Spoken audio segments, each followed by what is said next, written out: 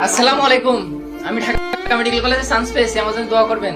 যদি আমার স্বাস্থ্যগত দুর্বলতা অনেক পড়াশোনার কারণে, আমার জন্য দোয়া করবেন সবাই। আমি ঢাকা মেডিকেল কলেজে চান্স পেয়েছি আপনাদের চট্টগ্রাম থেকে। ঢাকা মেডিকেল কলেজে চান্স পেয়েছি আমি 94তম মনে হয়। দেখা এখানে দেখা। আমার মার্ক হয়েছে 282.25।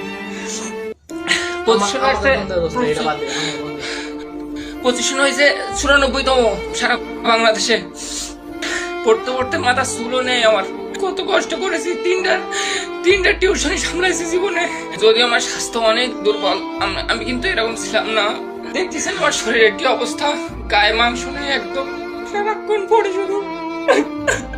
খাওয়া দাওয়া করিনি। আমার পজিশন 94তম।